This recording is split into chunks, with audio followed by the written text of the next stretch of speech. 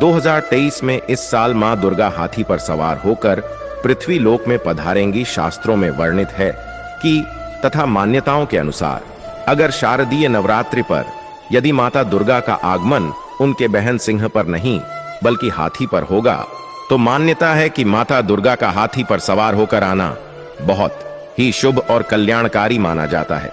जीवन सुखमय हो जाता है, भक्ति का भरपूर लाभ भक्तजनों को मिलता है। दोस्तों, इस बार नवरात्रि पूरे 9 दिनों तक मनाई जाएगी, ना एक भी दिन कम ना ज्यादा, पूरे 9 दिनों तक मनाई जाएगी। मां शेरोबाली की विशेष रूप से पूजा आराधना की जाएगी। शारदीय नवरात्रि का महापर्व इस बार 2023 में 15 अक्टूबर दिन रविवार से शुरू होकर 23 अक्टूबर सोमवार के दिन समाप्त होंगे। ऐसे में शारदीय नवरात्रि पर माता दुर्गा की कृपा पाने के लिए कलश स्थापना का शुभ मुहूर्त है। 15 अक्टूबर को दिन में 11:44 से दोपहर 12:23 तक कलश स्थापना का शुभ मुहूर्त रहेगा। तो दोस्तों, गुरु जी से सुनते हैं कि वो क्या कहते हैं इसके बारे में। तो आइए दोस्तों जानते हैं। दोस्तों नवरात्रि में क्या नहीं खाना चाहिए और कौन सा फल खाना आवश्यक है और क्या नहीं पीना चाहिए, आज हम विस्तार से आपको बताएंगे। दोस्तों, शास्त्रों के अनुसार बताए गए भारत चाहे किसी भी प्रकार की क्यों ना हो, उनसे जुड़े पालन का नियम करना अति आवश्यक माना जाता है, क्योंकि जो मन के मुताबिक किया जाए वो संघर्ष नहीं कहलाता। कहा जाता है कि मनोकामना को पूर्ण करने के लिए थोड़ा सा संघर्ष यानी कि तपस्या तो करनी ही पड़ती है।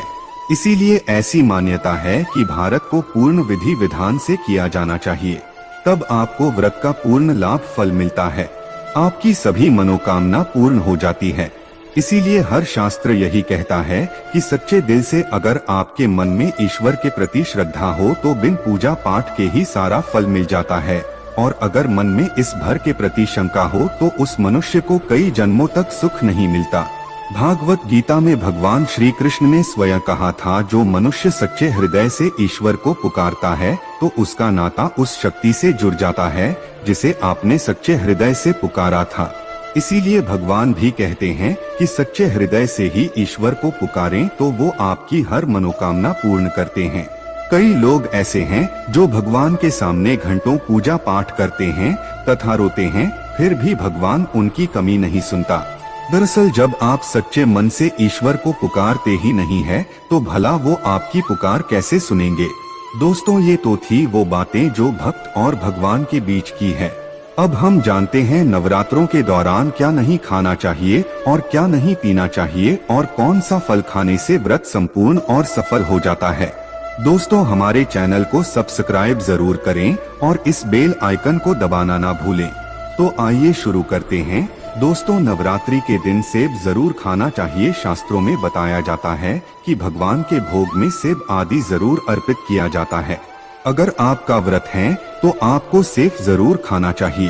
केला, पपीता, तरबूज और मीठे अंगूर जरूर खाना चाहिए। इन फलों से व्रतधारी को शक्ति मिलती है और भारत संपूर्ण हो जाता है। शास्त्रों में बताया जाता है कि नवरात्रों के दिनों में सीताफल जरूर खाना चाहिए। सीताफल खाने से 10 ऐसी बीमारियां हैं जो खत्म हो जाती है। माना जाता है कि नवरात्रों के दिनों में सीताफल का घर में प्रवेश होना बड़ा ही शुभ माना गया है। सीताफल खाने से नवरात्रि का व्रत सफल हो जाता है, क्योंकि इसमें माता सीता का आशीर्वाद मिला हुआ होता है। नवरात्रि के दौरान इसे जो भी खाता है उसे दुखों का सामना नहीं करना पड़ता। सीताफल आपको जरूर खाना चाहिए। दोस्त, और नवरात्रों में व्रतधारी को डब्बाबंद लस्सी, डिब्बाबंद जूस नहीं पीना चाहिए।